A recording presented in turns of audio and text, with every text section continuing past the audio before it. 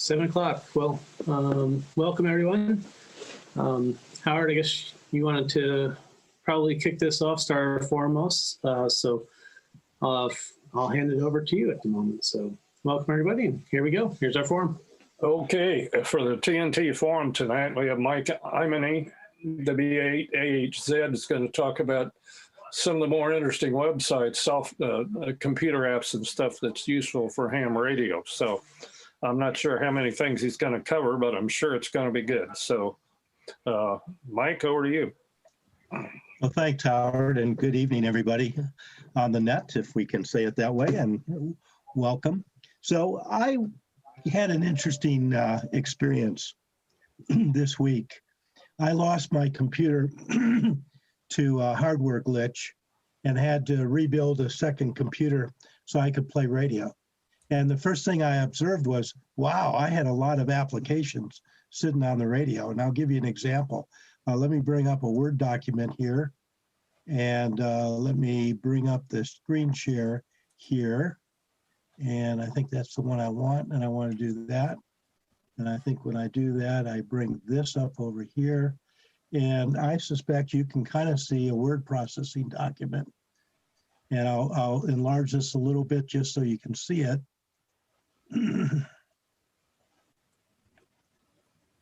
So what I'd like to do tonight is ask the group a question. What software do you have loaded on your computer? Because I can tell you what I have on mine.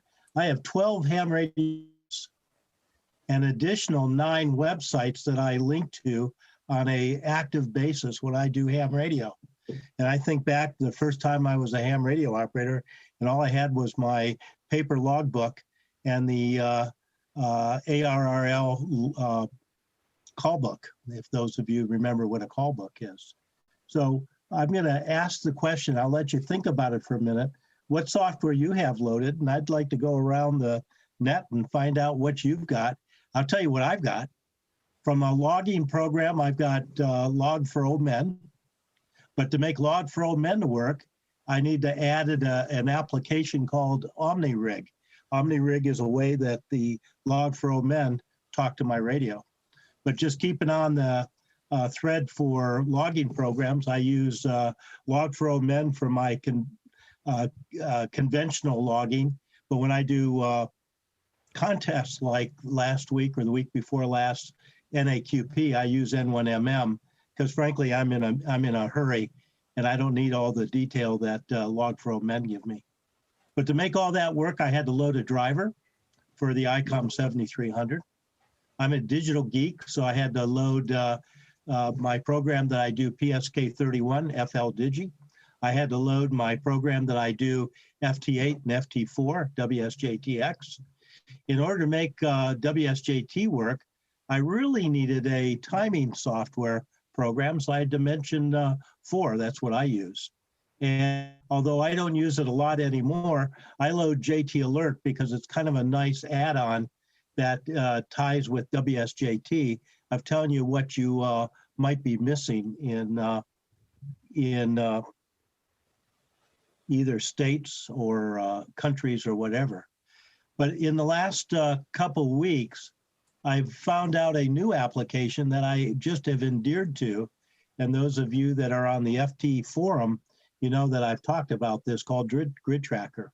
Grid Tracker does some really cool stuff for me. Obviously, if I'm going to load QSLs, I need to load them through the logbook of the world, and I use the trusted QSL to give me a loaded certificate. Whew, I'm not done. I had Netlogger tied to this, so I knew what nets were up and running, and I had RT systems so I could upload repeaters into my VHF UHF unit. Those were the 12 programs that I have. And so I'm turning this over to the group at large. I'm going to drop this screen because I don't need it right now at this moment. Shout out, what do you use for a logging program? Well, I can start. I use, it's one that's suited to the Mac called RumLogNG. And then I recently loaded N1MM on virtual machine to run on the Mac as well. So I'm running Windows 7 in the virtual machine. So I've got most of what you have there, Mike. I have WSJTX, I have FLDigi and several related to it. And I do have RT Systems, and I think I have most of what you have except for a couple of logging programs. So, So thank you, Howard. So let's stay on the logging programs. Who's using something other than Log4OMen and RUM Systems, which is a Mac-specific tool for electronic logging? I'm going to call out somebody right now. Mike Stussy, do you use an electronic logging software? Mike Stussy doesn't use, he uses a paper log. And you know, by God, he can find what he's looking for in that paper log. Doug, you use Log4OMen, but you used DXKeeper for a while. Why'd you change? Just looking at the features, one of the things that I wanted to do was award tracking, and I like the award tracking better in Log4OM. That was the main reason why I switched.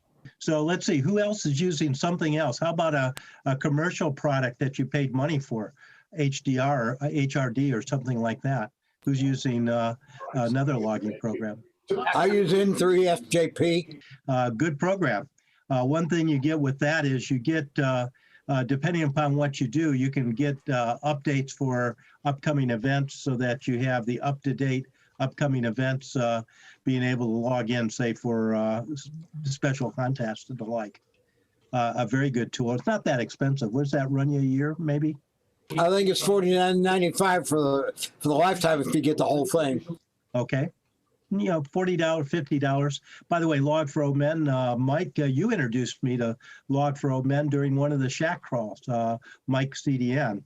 Okay, but you know, these free software, I would certainly recommend you, if you get value out of them, give them a donation.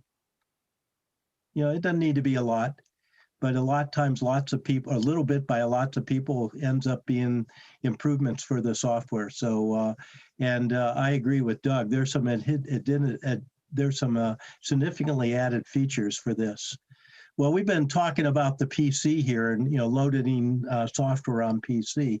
Anybody have any software loaded on their smartphone for ham radio use? Okay, I've got four things on my phone. Echolink, of course, and I've got Repeater Book. I've got Scanner Radio, which is an app that that scans all different public service sites, and you can have it look for your location nearby, or you can go to sites all over the world. Things like Fairfax County Fire and Police, whatever you want. There are a lot of scanner sites out there. And I have Amateur Radio, which I don't know whether you'll be able to see. But what it is, it's an app of a bunch of computational formulas. So you just put in the parameters and it does the math for you. I haven't really used it, but I downloaded it because I thought it looked interesting. That's what I have on my phone. On my computer, I've got a whole bunch of websites. Okay, I've got most of the ones that you showed with respect to apps. The Log4OMen, I've got the Yaesu driver, I've got the N1MM, the WSJTX, the OmniRig. But for apps, not for apps, for websites, I've got several links to different ARRL pages. I've got links to the manuals for each of the three radios that I have in the house here. I've got November Alpha 5 Bravo, which is the local SDR radio, which is very nice. DX Cluster, DX Heat, DX Maps, DX Summit, Expert Electronics, FT8 Operating Guide, and probably another 20. And of course, my experience over the last couple of days is download your websites so that when you have to rebuild them, you don't have to think about where they are. And as I say, I totally wiped out my computer and started from scratch. Backup And that drive. caused this whole presentation was I was shocked at how much, if you will, computer I have integrated into the computer, into the ham radio world. But let's shift here for a minute. How about some old timers? What do you think about all this software aided ham radio stuff? What do you think about that, Mike Toya? And for those that don't know Mike Toya, go out to his website. He's written some of the best books on the subject of ham radio that are out there to buy. Logging software? Well, I use N1MM when I'm on the air. I haven't been doing any HF stuff much at all. In fact, I think at all since field day. However, winter field day is coming up. I may try that. When they dropped the requirement to keep logs, I stopped keeping logs. I have some old log books back in here made out in ink in the standard style dating to 1952 when I first got on the air. So, and other software, I forget, there was something some Ukrainians put out some time back. I forget the name of it, but it didn't do logging, but it did a whole bunch of different modes. It's probably long since passé. It's been about 10 years or so. Over. That sounds great. Hey, Pete, I saw you somewhere on one of these little pictures. Do you do any electronic logging other than N1MM during contests? I do. I use M3FJP, and I really like it for one of the mentions that you made, and that is the fact that they're always up to date, and you don't have to wait for another edition. He'll publish it, tell you that, well, maybe another state got included in the statewide contest, and there it is. It'll have a new one there. It'll have all the contests, all the counties in there, and it comes right up. He also has some extra ones that are free. I think there's a weather watching, and there's a couple of other ones that are free. Always up to date. Matter of fact, you can talk to him on the phone. You can send him a direct email. So it's not one of these anonymous programs that come out. You can talk to the guy that develops it. Hey, Harry, what's this Echolink thing all about? Well, Echolink's wonderful. I've been using it for decades. I have it on my phone, on my computer, on my iPad, and you can just log on to the repeater, for example, K4HTA, and either listen to guys talking, or you can send out a listening and talk to people. I've talked to people in Pittsburgh, in Holland, in Spain, all through Echolink with my phone, and it's great. And then there's some rooms. Handy Hams is pretty good, and then there's some others that have some nets on. So it's got a whole variety of things all over the world. Repeaters you can log into, and even individual guys have it set up in their own stations. It's wonderful. Okay, so I'm going to do a couple demos in the minutes I have left, because I have a couple things I'm particularly proud of, and I want to show them to you. So let me come over here to my screen shaver again. I'm going to come up over here. This whole idea of this session came around because we were doing shack tours, and I'm assuming you can see the shack tour collage right here on the screen. That's kind of, yeah, you can see that, I'm sure. Those are just some of the shack crawls that we visited last year. And it's a hoot of a time. But what you do in these events when you're face to face is you see how other operators operate, and you see how their stations are set up. So our visual shack tour collage that Nancy put together after our last visual shack tour was intended to let everybody see that everybody's shack's a little bit different. Yeah, I'm going to show you something. Most of you know that we have a relationship with a organization called hamcommunity.com. And hamcommunity.com, by the way, and this is an unabashable advertisement, hosts our website for us. But they've loaded a bunch of tools here up on the top. So if you come over here, you just open up the website.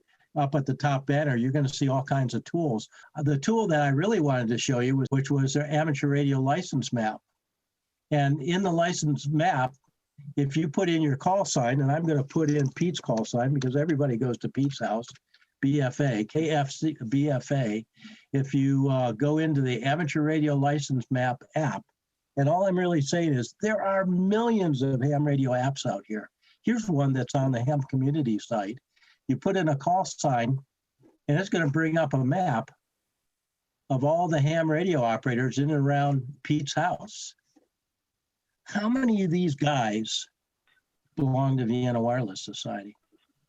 What would happen if everybody put their own call sign in and grabbed 5 of these calls? You know, here's this guy right here, K4HD, or this guy over here, AC40. What if we wrote him a short postcard that says, hey, why don't you come to our next meeting? Because I could tell you that of all these people around Pete's house, 90% of them don't know what Vienna Wireless is all about. What if each and every one of us put a postcard out there? And by the way, we've got postcards set up that you can just handwrite and post a stamp on the back of and send it to the ham that says, welcome to Vienna Wireless Society, come to our next meeting. There's another site really interesting, hamwaves.com. And on there you can get a real-time ionogram, and stand by, I'll take a look at it. So here's what I'd like to do. I'd like to, I'm absolutely suggesting a couple things here. First of all, everybody in this club has their own go-to applications. An application is something you physically load on your computer. And when you load it on your computer, it does something special. For example, here's an application for you. I'll close this one for the moment. Here's my mapping program that earlier today, I was really kind of excited. I worked 6 stations in Japan, but let me just delete that for the moment.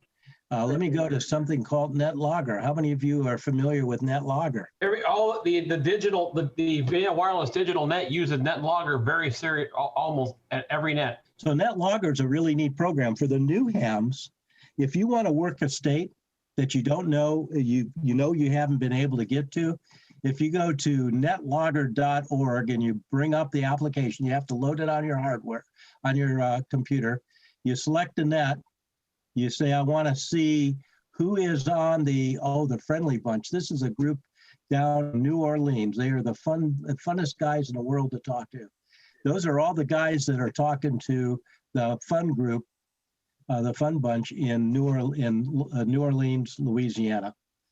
And if you want to work North Carolina because you've never worked North Carolina, they'll let you stop and call the North Carolina guy, and you get a contact and you get it in the logbook, and now you have that state. Now that's just one of many different, as you noticed, one of many different nets that happen to be up and running just at this moment in time. Now, how did you know that these nets were here? Well, you probably didn't unless you used something like Netlogger to tell you about this. Now, once you get into Netlogger, as Kevin said, what you can do if you're in the 3905 club, and I think I suspect John Acton at K1NME is on. I suggested John connect up with the K1 with the 3905 club when he was down in Antarctica, because these guys might be able to hear him. But here are all the people on the net right now. In Vienna Wireless is for our digital net, we have very bad conditions on some of the nets, and we use the instant messaging as a back channel. So again, all I'm suggesting is there's lots of cool tools out here. I've talked about hamcommunity.com, and they have a list of apps. Frankly, if you want to, you can just do something like this. Go to Google and type in something as simple as software for amateur radio. And also give you all kinds of application places where you can go get stuff. Now, my favorite one doesn't show up at this time. It usually does because I've searched it so many times. Let's just put in DX Zone. And you do ham radio software collections. Actually, I should have done the first one. I'll go up here. So you want to know about logging programs? Here's 101 different logging programs that are identified inside of this particular tool. Just type in software for amateur radio. If you want to, type in DX Zone, and you can find any kind of logging program you might want to have. You want to know about antenna analysis tools? Here's all the antenna analysis tools that this particular company, this particular website has invested in and found out how they work. My purpose today, frankly, was to just open the door, suggest that, in fact, ham radio applications and websites are cool. They can help you in your ham radio journey if you're a new ham. And even if you're not a new ham, having these tools available are just phenomenal to be able to do things. I mean, I will have to give you my last plug before I lose out of time.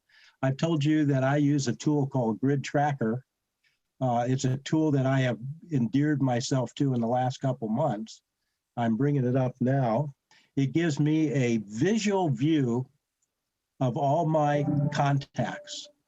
I mean, I've got a logbook, right? In fact, here's my logbook. Yeah, I got all these calls. I can find them. But, you know, I think the better way of doing this is not through the listing, but actually, let me bring this back to the United States instead of Japan.